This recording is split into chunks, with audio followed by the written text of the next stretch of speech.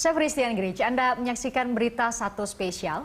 Ini adalah sosok yang selalu hadir di 3 teratas berbagai lembaga survei sebagai calon presiden dengan elektabilitas paling tinggi.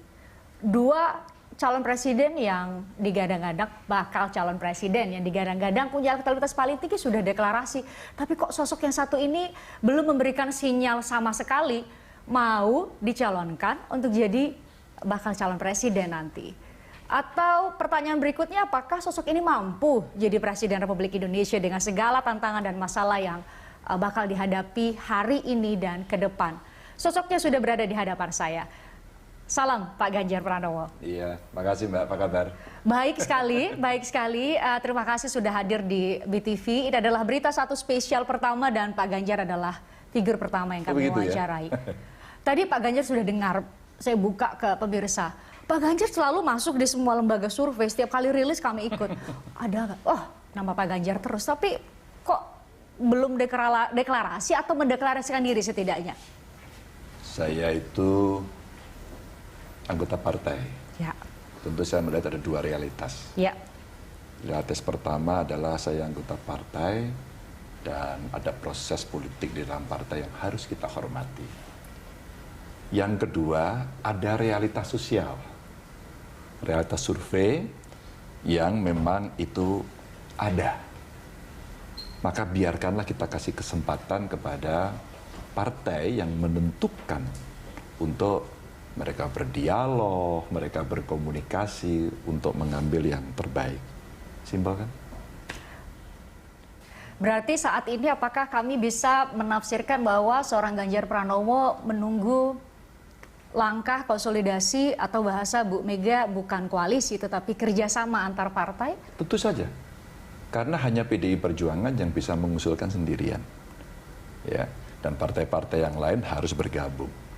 Tapi rasa-rasanya bangsa ini terlalu besar untuk diurus sendirian. Ada banyak multidimensi persoalan yang ada di sana dan membutuhkan kebersamaan. Ya, 2 periode kepemimpinan Pak Presiden saya kira sudah dimulai langkah-langkahnya. Tapi rasa-rasanya divided society ya terjadi, polarisasi ya government Pak. Itu terjadi, polarisasi terjadi. Ini butuh direkonsiliasi untuk menghadapi tantangan ke depan. Problem ekonomi berat loh. Besok berat loh. Bagaimana effort kami yang ada di kampung, di daerah kan Mbak, mencoba mencari investor, mencoba memberikan insentif, mencoba memberikan proteksi, semata-mata agar ekonomi tumbuh, rakyat bisa makan dan bekerja.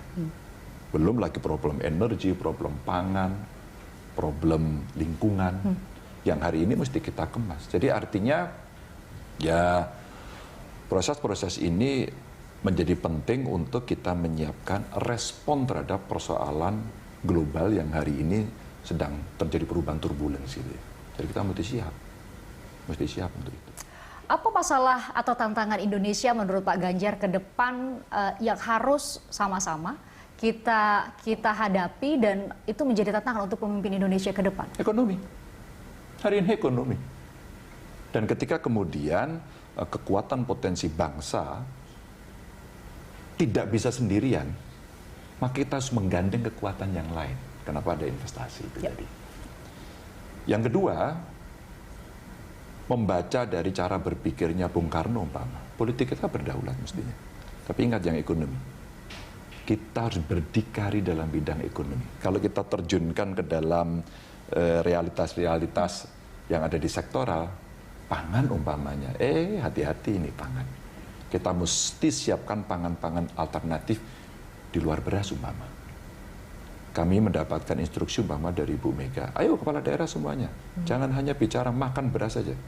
Ada jagung, ya, siapkan kedelai, siapkan umbi-umbian, siapkan porang, siap semua. Jadi ketika dunia kemudian berubah, pangan kita aman. 2 energi. Pasca pandemi kan hampir semua negara punya problem kan soal ekonomi. Termasuk Indonesia ya? Tentu saja.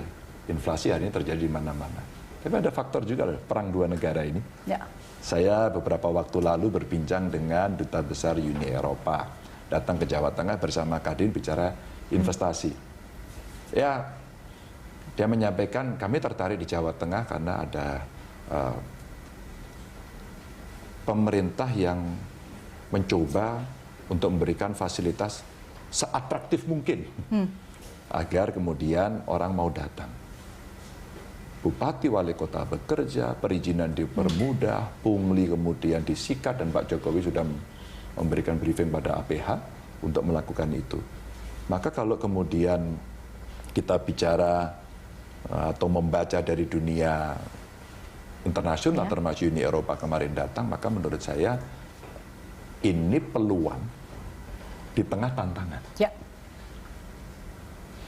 Minggu berikutnya, beberapa hari yang lalu, Duta Besar Amerika umpama ngobrol dengan saya di Semarang, dia bicara hal yang nadanya sama. Ekonomi masalah, financial global masalah, ya iklim masalah, pangan masalah, energi paling berat. Apalagi kalau kita melihat Eropa, Amerika hari ini lagi mau masuk musim dingin. Ngeri nggak energinya seperti itu kan? Dia butuh, tapi mahalnya minta ampun, dan hari ini di sana menjadi problem serius. Nah, kita mesti menyiapkan itu. Ekonomi Mbak sekarang yang menjadi tantangan. Presiden kemarin menyampaikan, awas ya, 2023 gelap. Kalau saya membaca di daerah, kita bisa bikin terang ini. Caranya? Ketika kita sudah tahu kita proyeksi akan gelap, maka persiapkan lilin, persiapkan lampu senter, persiapkan, kalau orang tua dulu, Petromax, masih ingat nggak sih? Atau barangkali kamu siapkan listrikmu jangan sampai mati. Penerangnya apa menurut Pak Ganjar? Ada banyak kalau 2023 gelap. Kemandirian dong. Kalau sekarang problemnya ada di energi, maka mesti sekarang bauran energinya dihidupkan. Kita punya banyak loh Mbak. Umpama sekarang kebijakan ya panel surya, PLN sudah mencoba membuat kebijakan itu cepat. Mobil listrik sekarang mau kita siapkan ke depan. Jangan sampai kita bergantung pada energi fosil. Di kampung saya nih Mbak, di Jawa Tengah umpama, banyak potensi-potensi energi lokal yang kita bisa berdayakan di lingkungan itu. Contohnya? Contohnya gas rawa. Pernah dengar nggak? Belum Belum ya. Gas rawa itu timbunan geologis yang sudah sangat tua, dan itu hanya cukup dibor. Ada di Banjarnegara, di Grobogan, di Sragen, kemarin di Karanganyar. Itu kita salurkan gratis. Perlu gas? Tidak. Mereka masak itu sendiri. Ini sih satu yang simpel. Tapi yang gede tentu kita punya dong coal, batu bara. Ya mungkin kebutuhan dalam negeri mesti kita penuhi. Geothermal Mbak, kita belum optimal. Belum optimal. Gelombang, waduh, banyak sekali sebenarnya potensi inilah yang hari ini kayaknya mesti ada penugasan deh. Seorang Ganjar Pranowo sendiri punya gambaran atau langkah konkret nggak untuk mengoptimalkan segala potensi yang Pak Ganjar sendiri sudah bisa identifikasi tadi? Data, ESDM, kementerian, ada badan geologi, punya kita semua. Data, maka perintah Presiden, satu data Indonesia itu segera bereskan. Kalau perlu dikawal khusus. Kedua, kalau kemudian kita mau segera mengeksekusi itu, tugaskan perguruan tinggi. BRIN ada kan, kampus ada kan, lembaga riset ada kan, tugaskan. Karena penugasan, maka ini proyek yang dihitung secara khusus dan harus selesai. 2 tahun selesai nggak? Kalau nggak cari teman, cari partner. Ya. Apakah swasta, apakah asing, atau diaspora Indonesia. Kamu pangan, kamu energi yang baru terbarukan. Kamu bagaimana mengelola energi fosil yang hari ini ada. Kalau kita lihat pertumbuhan penduduk yang hari ini kita akan memasuki situasi yang tidak gampang dengan bonus demografi yang ada, berapa sih kebutuhannya? Bisa nggak kita penuhi atau kita irit-irit? Ya. Kalau kita irit-irit, maka kemudian kita harus menggunakan yang substitusi mana, yang komplementer yang mana. Banyak Mbak orang pintar Mbak. Saya kira kalau kampus, mana ITB ya, kamu teknik siapkan, bereskan. Kamu tak kasih duit aja deh, mintanya berapa sih? Tapi mesti beres. Kalau enggak, tak ganti kamu. UGM dan sebagainya, sebenarnya kan bisa. Ini kalau Pak Ganjar bicara dalam spektrum internasional sudah. Tapi saya ingin usai jeda nanti kita akan bicara mengenai Pak Ganjar berhasil nggak ya di Jawa Tengah sehingga bagi siapapun yang bermimpi Pak Ganjar ini bisa jadi Presiden Republik Indonesia, kemampuannya, keberhasilannya di Jawa Tengah itu cukup menjadi modal untuk memimpin Indonesia atau tidak? Sesaat lagi. Anda kembali bersama kami di Berita Satu Spesial. Saya masih bersama dengan sosok yang selalu masuk ke 3 teratas setidaknya. Nama atau sosok yang paling tinggi elektabilitasnya? Oke, saya sudah janji kepada pemirsa bicara soal Jawa Tengah. Jawa Tengah apa problem? Pak Ganjar itu sampai September 2023 ya, efektif sebagai gubernur Jawa Tengah. Apa yang berubah dari Jawa Tengah? Bapak punya kesempatan untuk memimpin, membawa Jawa Tengah 10 tahun ya, hampir 10 tahun. Tahun depan 10 tahun. Apa yang berubah dari Jawa Tengah? Enggak terlalu banyak. Pemimpinnya nggak hebat kok di Jawa Tengah. Saya maksudnya.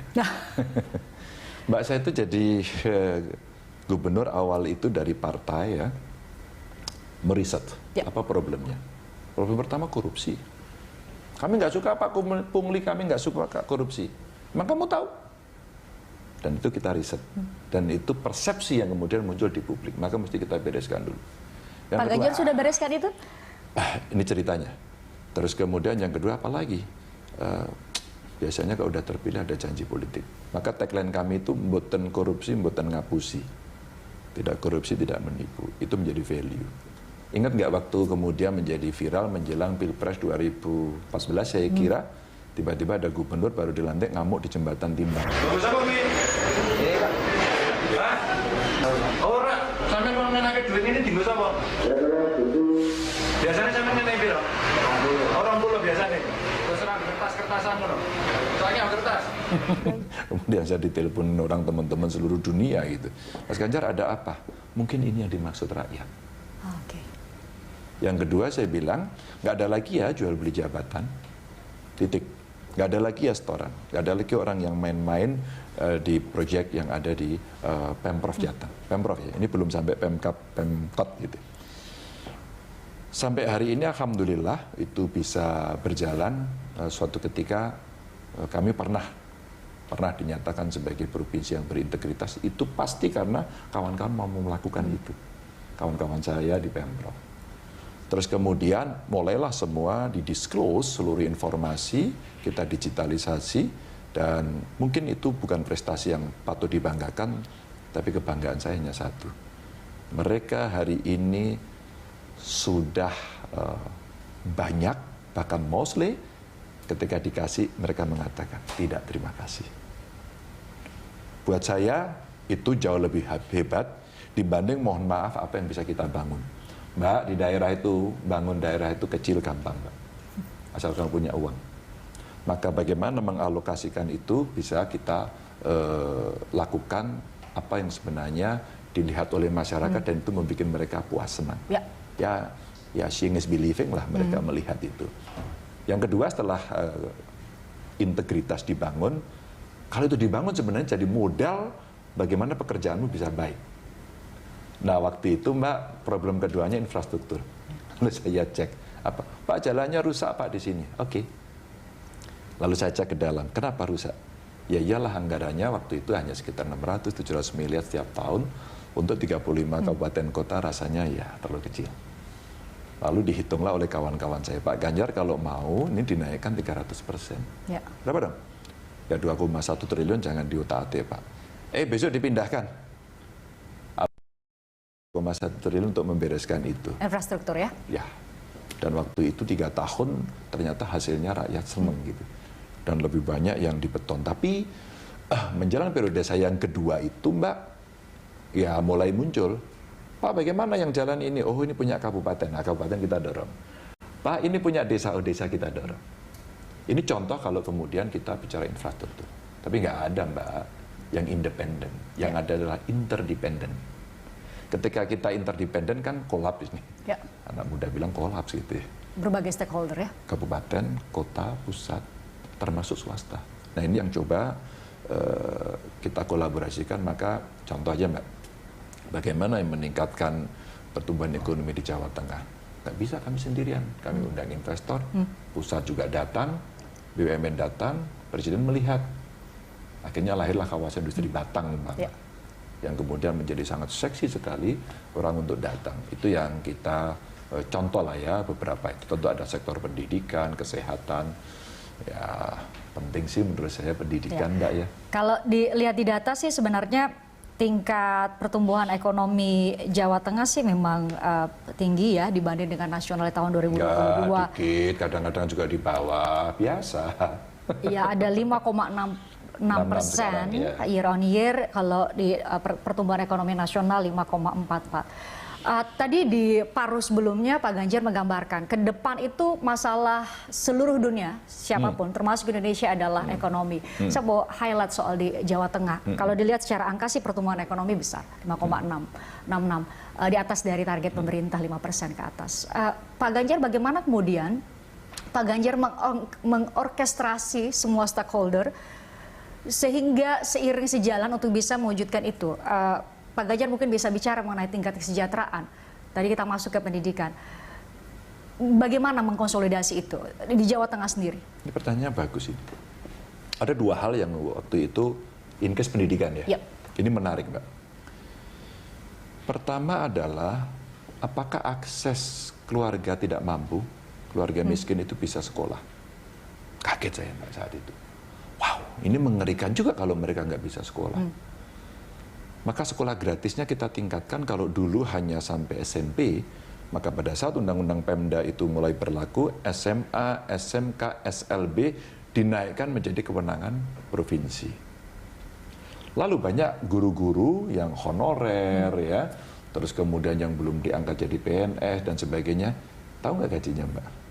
200.000, 300.000. Gimana negara ngomong undang-undang tenaga kerja, tapi kita sendiri kemudian membayar mereka hanya segitu.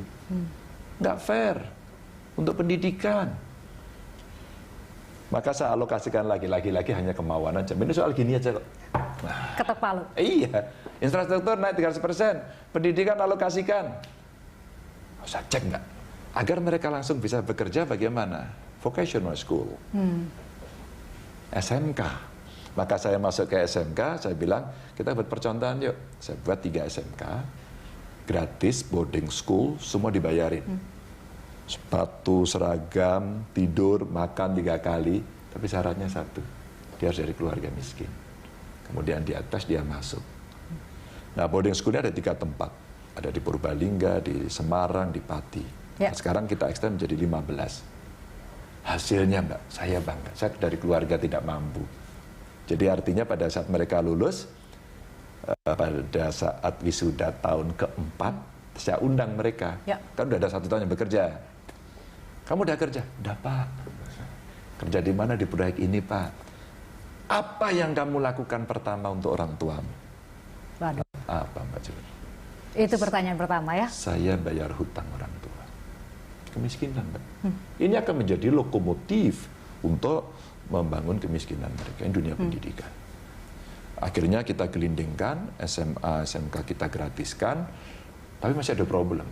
Di Jawa Tengah bukan tanpa problem, problem banyak juga. Saya baru masuk ke situ, Pak. Punglingnya masih banyak.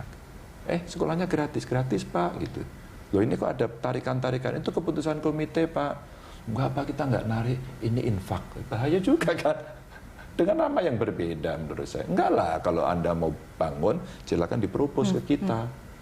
Tapi bukan berarti minta kepada wali murid. Ini contoh aja. Kemudian saya masuk ke gurunya, Mbak. Guru dengan gaji 200-300 ribu bagaimana? UMK di Jawa Tengah udah diketok. Per daerah sendiri-sendiri. Ya. Lalu saya perintahkan, hanya satu aja, Mbak. Gini juga. Mulai besok UMK. Aduh, Mbak, yang dari 200.000 menjadi 1,2 juta di daerah waktu itu yang UMK-nya segitu. Itu senengnya, Mbak. Terharu saya melihat. Saya bicara soal masalah tadi. Pak Ganjar bilang ada beberapa setidaknya yang menasional dalam tanda petik ya. Masalah Wadas misalnya. Oke. Wadas. Banyak yang menilai karena Pak Ganjar lagi-lagi namanya melambung tinggi di berbagai survei, banyak bilang kasus Wadas ini bisa jadi ganjalan buat seorang Ganjar Pranowo. Memang kasus itu belum selesai, Pak? Mungkin bisa menjadi ganjalan, tapi sekaligus bisa menjadi ganjaran. Itu akan menjadi ganjalan kalau si Ganjar nggak menyelesaikan.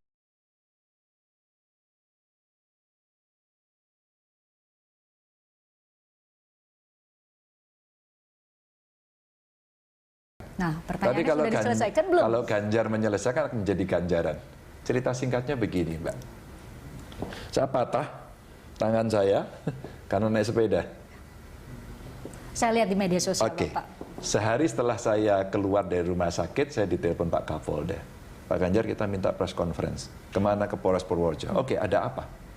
Wadas kemarin. Oh, yang rame itu ya. Sorry ya, kemarin saya lagi di rumah sakit, lagi dioperasi. Saya semalam aja di sana. Saya ke sana. Itu Mbak, saya udah dibully dulu. Ini proyeknya punya PUPR, pembebasannya BPN, ada bupati, ada kades. It's okay. Lalu kenapa? Oh, yang salah Ganjar ternyata. Karena Ganjar memberikan penetapan izin lokasi. Oke, maka saya harus tanggung jawab. Tanggung jawab, saya harus bertanggung untuk menjawab. Maka saya jawab, saya datangi. Pak Kapolda dengan baik hati menyampaikan, Pak Ganjar silakan disampaikan. Oke. Bapak Ibu, saya menyampaikan. Yang pertama saya minta maaf, yang kedua saya tanggung jawab, yang ketiga seluruh hari ini yang diamankan atau ditahan istilah mereka, Pak Kapolda bisa dikeluarkan hari ini Pak? Bisa Pak, keluarkan hari ini. Dan yang keempat saya akan ke lokasi. Selesai Pak. Saya langsung ke lokasi, tangan saya masih dibungkus. Dan di demo. Gak apa-apa, saya ngomong dan di sana demo, yang di sini terima. Jadi ada kelompok yang terima dan ada yang kelompok tidak. Yang penting buat saya adalah kita mesti hadir, kita mesti dengarkan, dan kita mesti ajak dialog mereka. Tidak sepakat nggak apa-apa. Tapi kan harus ada saling menjelaskan apa maksudnya. Setelah itu saya datang Mbak, saya datang ke masjid saat itu sepi, nggak ada orang datang, ya saya diem aja. Tidak ada orang menyambut, nggak apa-apa. Dan ada dua kiai yang baik hati, kemudian saya hadir dan saya ngobrol, saya dikasih makan. Setelah itu sholat maghrib, setelah itu sambung sholat isya, setelah itu saya ikut di situ, kita dialog di masjid. Saya dimarah ya bisa-bisa. Oke. Setelah itu saya datang lagi yang kedua. Datang yang kedua sudah bisa berkomunikasi. Setelah itu saya petakan yang ada di sana. Alhamdulillah. Oh, ada problem jalan rusak, ada problem sinyal, ada problem air bersih, ada problem perempuan, ada problem pendidikan. Saya coba recover satu persatu. Tentu saya dibantu banyak teman. Ganjar tidak hadir sendiri. Ganjar dibantu oleh teman-teman yang menurut saya baik hati. Alhamdulillah kira-kira sekarang tinggal mungkin 20-an. Dan beberapa di antaranya saya senang karena mereka datang ke saya, Bapak, saya ikut. Kenapa? Saya pikir dulu kami dibohongi. Pak Jokowi suka bohong. Pak Jokowi bicara ganti untung loh. Jalan tol ganti untung. Bandara Jogja itu ganti untung. Ya. Kenapa Anda seperti itu? Ya itu loh Pak. Itu. Apa? Tetangga saya dulu beli tanahnya 20 juta, sekarang diganti 1,2 miliar. Mbak, saya coba mendekati apa yang mereka harapkan untuk kemudian kita bisa ngobrol. Termasuk di Semen Rembang. Itu awal-awal saya jadi gubernur sampai ada yang ngimen kaki itu. Saya coba komunikasi terus dengan mereka.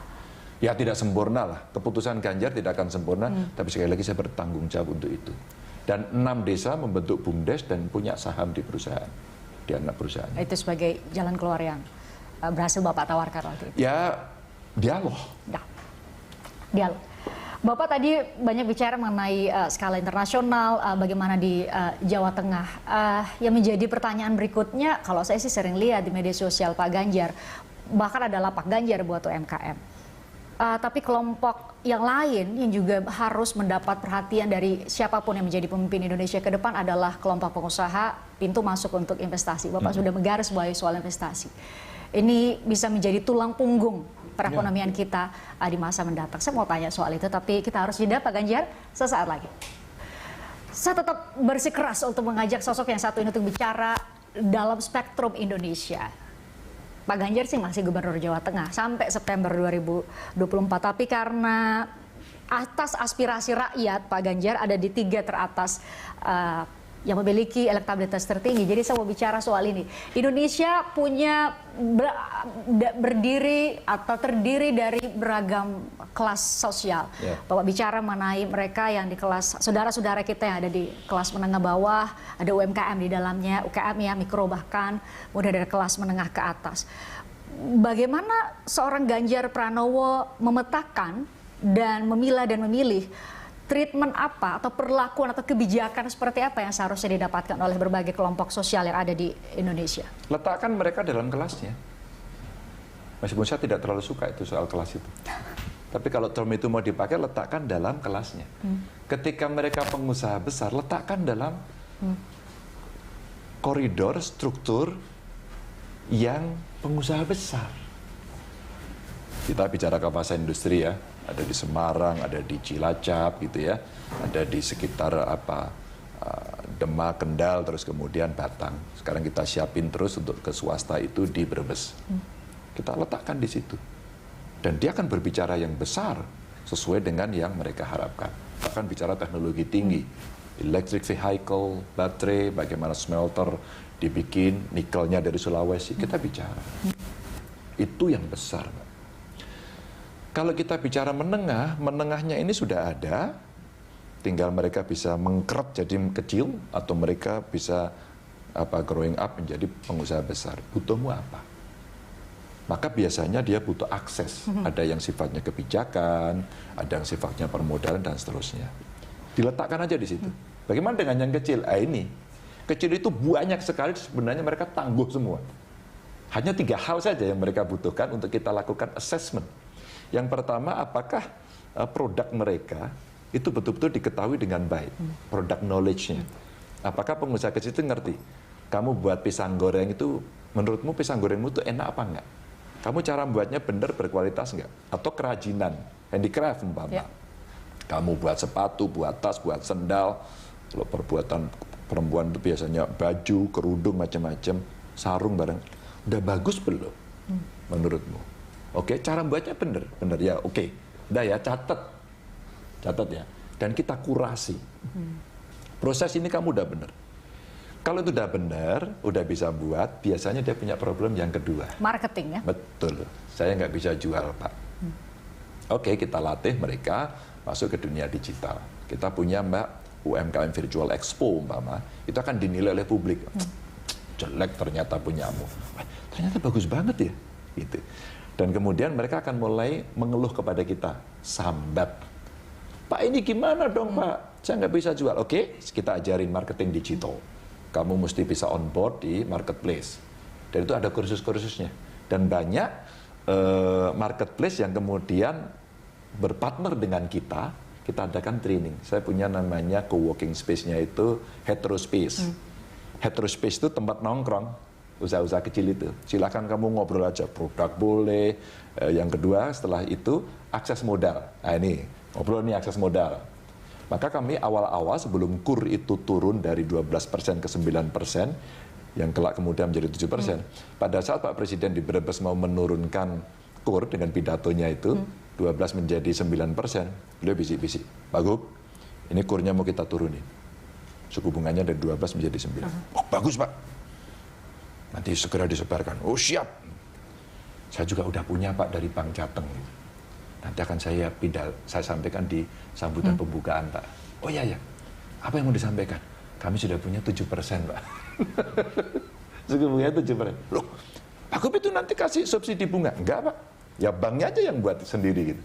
Dan akhirnya kelak kemudian ramai para direktur BUMN diomongin tuh Ganjar bisa, ke Jawa Tengah bisa buat itu. Jadilah, kenapa yang lain enggak gitu ya? Ya, terus kemudian turunlah itu dan di kabupaten kota akhirnya menggelinding. Jadi trigger. Akses modal kemudian gampang. Dan kita kasih plafon. Udahlah yang kecil-kecil, yang mikro ini kalau Anda mau pinjam saya kasih namanya Mitra Jateng 25 itu 25 jutaan. Udah deh kasih itu. Udah dikasih, udah bisa jualan, bagus ya. Nah, satu, keajegannya bagaimana? Continuity-nya bagaimana? Itulah pendampingan. Itulah kampus saya aja, marketplace saya aja, terus kemudian kelompok-kelompok komunitas saya ajak gitu. Nanti akan ada yang survive, ada yang gagal. Nah ini terjadi. Dan kita backup di luar APBD, CSR, bank, saya kembangkan Basnas, Zakat Infak Sodakoh ini. Wah itu keren. Itu kalau bicara kelompok UMKM, termasuk mikro di dalamnya. Kelompok yang lain adalah pengusaha menengah sampai pengusaha besar, termasuk soal investasi. Ini saya bertanya kepada Pak Ganjar karena ini kesempatan yang luar biasa buat kami BTV, dapat kesempatan banyak bertanya kepada Pak Ganjar. Jadi rasa-rasanya kami harus mewakili semua kelompok masyarakat. Apa yang Pak Ganjar konsepkan, Pak Ganjar mau wujudkan kepada mereka yang tentu berharap, wah saya sebagai pengusaha menengah, saya pengusaha besar, seorang Ganjar Pranowo bisa memberikan apa buat kami bisa sama-sama tumbuh dan berkembang di rumah yang kita namakan Indonesia. Mbak, satu tuh kondusif dulu, Mbak. Kalau daerahnya nggak kondusif, mana mau. Kamu tiap hari berkelahi aja tanpa pernah ada yang melerai, nggak bisa. Kamu nggak pernah melakukan sosialisasi, nggak bisa. Masyarakat tidak disiapkan, nggak bisa. Itu kondusivitas dulu. Yang kedua, tentu saja pengusaha itu hanya butuh kemudahan kok. Loh, saya tuh mau loh izin tuh bayar. Tapi pasti dong pemerintah. Jangan dibawain golok, ini tadi sembelih. Ya nggak, udah disembelih dipersulit lagi gitu. Atau dipersulit dulu disembelih ya, yang mana gitu. Nggak bisa. Dia butuh itu. Maka saya sampaikan, prinsipnya itu hanya 3 dalam layanan publiknya. Mudah, murah, cepat. Ke dalam hanya 2 saja, transparan, akuntabel. Selesai. Hanya 5 kok tugasnya, masa nggak bisa lakukan ini? Maka improvement terjadi kepada daerah-daerah untuk memberikan kemudahan kepada pengusaha. Setelah itu yang terakhir apa ya? Kalau sudah jalan, ya dibantu dong, diproteksi agar mereka kemudian bisa sampai tumbuh. Toh sebenarnya daerah itu Mbak, kalau ada investor masuk tuh seneng loh Mbak. Jawa Tengah itu penganggurannya masih banyak, yang miskin masih banyak, kan nggak hebat Jawa Tengah itu. Kami nggak bisa sendiri, maka kami tanpa pengusaha nggak mungkin Mbak, nggak mungkin. Umpama Jawa Tengah itu produk kayu, furniture, apalagi solid wood, kita the best one. Kita paling bagus Mbak. Kemarin nggak bisa jualan Mbak. Kita carikan dana agar mereka bisa ekspor. Selama pandemi maksudnya ya? Iya, selama pandemi Mbak. Akhirnya kita bawa mereka ke Benelux karena terus kemudian bisa ekspor lagi, senang. 2, pengusaha-pengusaha besar setelah mendapatkan insentif itu, tentu dia kepingin mendapatkan support dari daerah. Maka saya nggak mau rugi bahasanya. Kamu udah investasi, tapi SDM-nya dari saya ya. Disitulah kita kemudian membongkar cara berpikir kita bahwa daerah juga mesti menyiapkan SDM yang sesuai dengan yang mumpuni ya kebutuhan. Maka saya tawarkan Mbak pada pengusaha, kamu sebenarnya butuh pengusaha dengan kriteria seperti apa sih? Kalau saya punya vocational school katakan, kelas SMK menengah saja, ingin jadi apa yang sifatnya ahli paling dasar, udah deh, kelas 1 sudah ada 30%. Kamu mau nggak menjadi teaching industry-nya, menjadi partnernya? Kalau kamu mau, tak kasih ini. Nanti kelas 2 50% dengan teorinya. Udah praktek. Kelas 3 kalau perlu 70%, 30%. Jadi semua akan praktek. Itu jauh lebih cepat. Ini pengalaman saya kerjasama dengan sister province di Fujian. Di Fujian tuh SMK-nya itu langsung merek mobil terkenal, dan kemudian dia praktek mobilnya ya itu. Oh ya, wah luar biasa ya. Jadi skillnya sebenarnya kita butuhkan dari pengusaha besar itu. Maka saya sampaikan kemarin para investor asing maupun dalam negeri, kalau ada yang sulit, ini nomor telepon saya. Ya, bisa langsung berkontak dengan Pak Ganjar. Ya. Oke, Pak Ganjar, sekarang saya tahu saya mau bertemu Pak Ganjar hari ini, sebenarnya saya sudah meriset banyak hal. Pak Ganjar ini kalau dilihat ada banyak sekali rentetan penghargaan-penghargaan yang didapat sebenarnya. Ada penghargaan pembangunan daerah 2019-2020, ada pengendalian inflasi terbaik ya. Rata-rata inflasi paling rendah di Pulau Jawa ya, di Jawa Tengah gitu ya. Pernah. 2018 sampai 2021. Lalu penanaman modal dalam negeri terbaik 89,7%. Dan pertanyaan berikutnya adalah, apakah pencapaian kemampuan seorang Ganjar Pranowo lingkupnya hanya di Jawa Tengah atau bisa di skala nasional, mampu menjawab segala tantangan atau permasalahan di Indonesia? Sesaat lagi kami kembali untuk Anda. Anda kembali bersama kami di Berita Satu Spesial. Saya masih bersama dengan Ganjar Pranowo.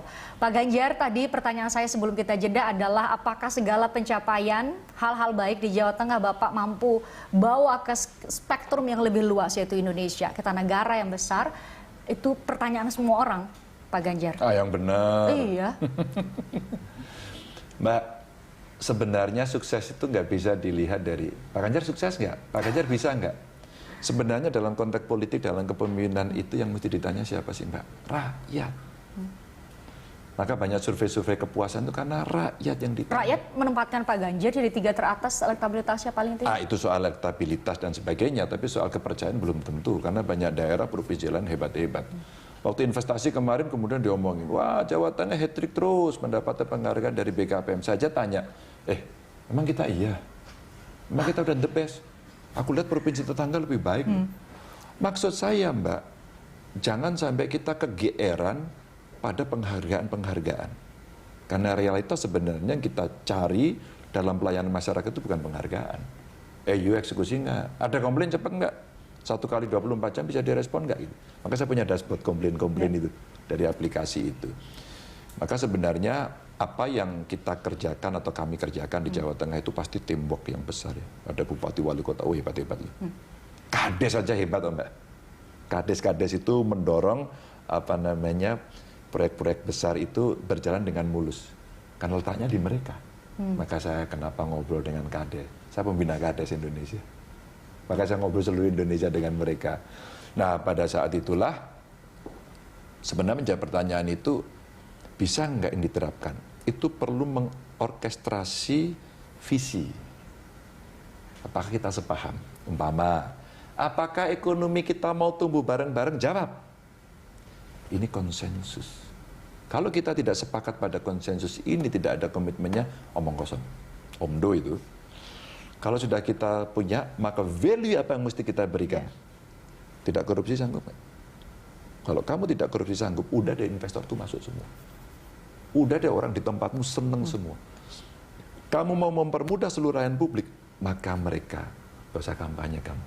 Mau jadi pilkades, pilkada, gak usah. Kamu pasti akan senang. Saya 2 kali dipercaya masyarakat, dipercaya partai-partai untuk bisa menjadi kepala daerah. Kampanyenya enteng-enteng aja, Mbak. Tapi kita mesti konsisten. Maka ketika rakyat menilai itu, apakah bisa, apakah tidak, kata rakyat apa? Karena kalau rakyat percaya, dia dukung. Emang kalau rakyat nggak percaya, dia mau dukung. Nggak dipilih lagi pada saat pemilu berikutnya. Pak Ganjar, saya harus tanyakan ini, karena banyak sekali dari sekian banyak rakyat Indonesia, ada juga yang belum yakin untuk memilih Bapak atau percaya kepada Bapak bisa menjadi pemimpin Indonesia masa depan. Kata mereka, Pak Ganjar ini bisanya di media sosial aja. Iya, iya. Benar demikian? Tidak apa-apa. Jadi masyarakat itu dalam konteks demokrasi dan demokratisasi hari ini, di era digital dan di era medsos, maka orang itu boleh menilai siapapun dengan cara apapun. Yang dinilai, jangan baper. Pak Ganjar pencitraan. Saya gubernur. Saya harus membangun citra Jawa Tengah. Justru harus. Citra Jawa Tengah. Anda jadi host di berita. Di televisi ini nggak bangun citra. Harus, Pak, personal branding dong. itu. Pasti ilmu branding itu ada. Untuk memberikan keyakinan. Ya jangan pasrah-pasrah gitu aja. Maka sebenarnya dalam konteks medsos dan sebagainya itu saya sampaikan, itu cara lain saya berkomunikasi. Kalau saya ketemu dengan romo kiai, pendeta, tokoh agama, saya datang, sungkem, ngobrol. Tapi kalau saya ngomong sama anak-anak kita yang masih muda, anak SD, SMP, terus saya bilang, anak-anak, Pak Gubernur mau menyampaikan sesuatu. Ya enggak lah, ketemu anak-anak, sini, selfie yuk, selfie dulu. Mbak, menangkan hatinya dulu, baru menangkan pikirannya. Winning the heart, saya senang. Ya. Siapa mau mainan? Saya Pak, kumpul-kumpul. Oke, ya. Pak Gubernur pesan ya, harus hormat sama orang tua lo ya. Kamu harus sayang sama teman-temanmu, nggak boleh membuli, oke? Beda agama, beda suku, apapun nggak boleh dibully. Itu temanmu, mesti kamu sayangi. Medianya itu, Mbak. Terus kemudian kita vlog. Kemudian saya tampilkan. Apa kata mereka? Itu saya. Dan itu akan menjangkau semuanya. Borderless, Mbak. Ya. Ini dunia digital. Soalnya kita tidak paham dunia hari ini. Oke. Ada perubahan teknologi informasi yang harus disesuaikan. Atau betul, para pemimpin menyesuaikan dengan era saat ini di saat teknologi informasi menuntut perubahan kanal-kanal komunikasi. Bicara soal media sosial, ada satu sosok sebenarnya yang menarik perhatian publik sekali. Terakhir kalau saya lihat di media sosial Pak Ganjar, Ibu Atikoh malah justru diminta foto minta tolong fotoin dengan Pak Ganjar sama warga. Ibu itu sosok seperti apa sih paling banyak mendampingi Bapak setiap hari? Dia ngerti kadang-kadang suaminya itu memang aneh gitu kali ya. Kadang-kadang lucunya juga kayak gitulah gitu. Cuman saya itu merasa Ya, saya tidak mau tercerabut dari akar saya. Saya dulu ya main bola, mandi di kali gitu ya, waktu kecil gitu ya, main sama temen, bukan main gadget kan belum ada. Jadi saya tuh suka sama anak kecil, itu saya suka sama anak kecil. Dan kami tiap hari jalan kaki, kadang-kadang lari-lari, istri juga. Kalau istri saya itu sosok yang sama senengnya. Jadi waktu saya sepedaan itu judulnya Suami Istri Goes. Gitu. Saya jatuh nggak boleh ikut sepedaan, saya menemani karena dia hobinya lari, saya ikut lari gantian. Dan tiap hari kami jalan. Ya. Dengan tiap hari kami jalan, kami masuk kampung-kampung. Tiap hari kami dialog. Pak Ganjar, anak saya tuh masih ada problem di sekolah, ketemu langsung. Pak Ganjar ada sampah di situ, oke nanti saya telepon lurahnya. Mereka menyampaikan, atau hanya sekedar mereka Pak pingin selfie. Awal-awal Mbak istri saya pada saat selfie-selfie gitu, resep, ngerepotin gitu. Tapi begitu mendampingi suaminya, oh suamiku itu ternyata bukan milikku, bukan milik anakku ya. Akhirnya dia menyadari milik publik ya. Maka istriku sudah tahu dan saya suka bercanda, istri saya tahu. Maka sering kami jadikan candaan. Dan orang itu ngelihat, ya istriku kan kecil gitu Mbak. Jadi kelihatan kayak anakku gitu. Bahkan, Pak ini anaknya ya? Oh gitu ya. Dan istriku akhirnya lama-lama karena sudah tahu itu. Orang pingin selfie, saya jalan berebut selfie gitu. Nggak sadar. Mbak, fotoin dong Mbak gitu. Nah itu saya langsung saya tekankan itu. Ayo Mbak fotoin Mbak cepat. Harus foto. Jadi istriku menikmati. Jadi dia mengikuti stylenya suami bahwa ya inilah rakyat, inilah cara berkomunikasi dalam frekuensi mereka. Dan terakhir biasanya kalau sudah foto gini, Mas, udah kenal ibu? Udah kenal istri saya belum? Belum. Lah itu bojoku yang bilang gitu terus baru ketawa. Minta maaf langsung.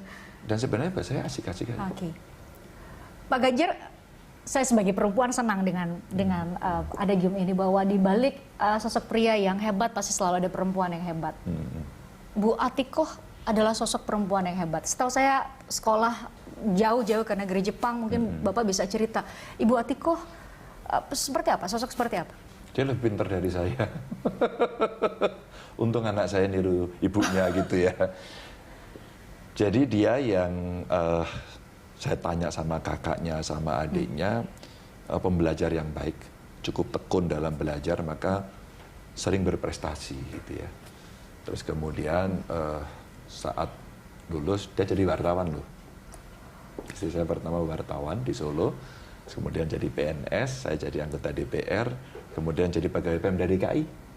Awalnya jadi Pemda Purbalingga, terus Pemda DKI. Nah saat itu dia mendaftar pasca sarjana. Ya. Akhirnya dapat arahan untuk sandwich program. Keterimanya di Jepang. Ya, dia ambil dan sandwichnya sama ITB. Jadi 1 tahun di ITB, kemudian ke Jepang. Saya hanya bisa memberikan dukungan aja. Ini kesempatan istri saya, dan dalam konteks gender mainstreaming saya diajari gitu ya. Ya sebenarnya peran laki-laki perempuan di rumah tangga kan sejajar Mbak. Kecuali dia hamil, dia menyusui, dia menstruasi, saya nggak bisa gitu aja. Itu sebenarnya yang kodrat. Tapi soal cuci piring, cuci baju, masak dan sebagainya sama. Maka pengalaman yang menarik buat saya adalah ketika istri saya sekolah di Jepang, anak saya masih kecil, TK. Jadi tiap malam saya harus membawa anak saya, ya, terus pagi hari memandikan anak saya, tidur, dongengin gitu ya. Saya merasakan sebagai single parent saat itu kan. Jadi betapa. Saat ditinggal istri ya. Wow. Berat jadi seorang perempuan dan seorang ibu ya Pak. Ternyata iya. Dan maka saya bilang kalau ibu saya itu sama banyak orang ditanya, ibunya kerja apa? Ibu saya nggak kerja Pak. Masa sih nggak mungkin lah ibu nggak kerja. Ibu saya ibu rumah tangga. Saya peringatkan dengan keras, kamu salah. Ibumu itu orang yang paling hebat. Dia di rumah tangga menyiapkan segala sesuatunya. Emang kamu bayar berapa untuk ibumu? Jangan salah ya, ibu rumah tangga itu ibu yang terbaik untuk kamu, untuk keluargamu. Itu yang saya sampaikan, dan ya itulah istri saya gitu ya. Ya teman, ngobrol, teman bercanda, teman olahraga, Gowes. kadang-kadang juga ngajak berkompetisi. Maka kemarin lari di Wanagama yang menyelenggarakan UGM 17 kilo untuk ukuran yang apa namanya kelompok senior saya bilang gitu ya. Dia juara 3 kemarin. Wah, saya jadi ragu mau lomba lari bersama Ibu Atikoh. Pak Ganjar, pertanyaan terakhir. Jadi kapan dideklarasikan sebagai calon presiden? Ya, yang mendeklarasikan adalah partai-partai itu. Saya tidak tahu apakah partai cukup percaya dengan saya. Tapi Pak Ganjar siap? Untuk bangsa dan negara ini apa sih yang kita tidak siap? Terima kasih Pak Terima kasih. Ganjar. Sudah hadir di Berita Satu Spesial Terima kasih. edisi kali ini. Terima kasih. Demikian Berita Satu Spesial edisi kali ini.